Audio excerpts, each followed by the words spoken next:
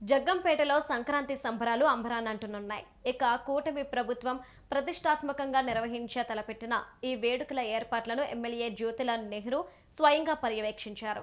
ఆదివారం పనులను పరిశీలించిన ఆయన అధికారులకు పలు సూచనలు చేశారు. ముఖ్యంగా పండుగ రద్దీ దృష్ట్యా ప్రజలకు ఎలాంటి ఇబ్బందులు కలగకుండా ట్రాఫిక్ను మళ్లించాలని ఎస్ఐ రఘునాథరావును ఆదేశించారు.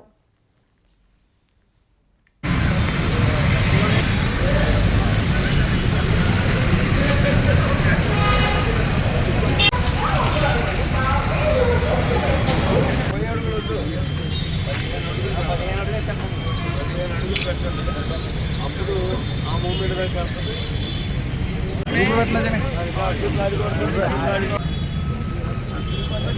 సంక్రాంతి కార్యక్రమాలు ప్రారంభమవుతాయో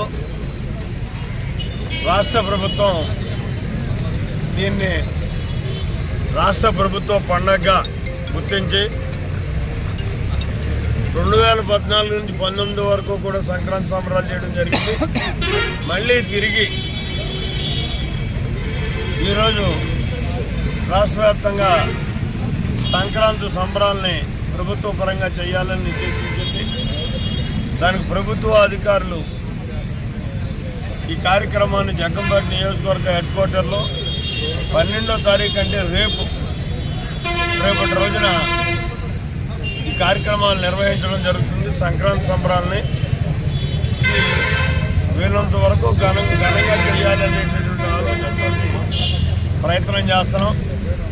మరి రేపు మా అధికారులందరూ కూడా ఏ రకంగా సహకరించి కార్యక్రమం జయప్రదం చేస్తారో చూద్దాం.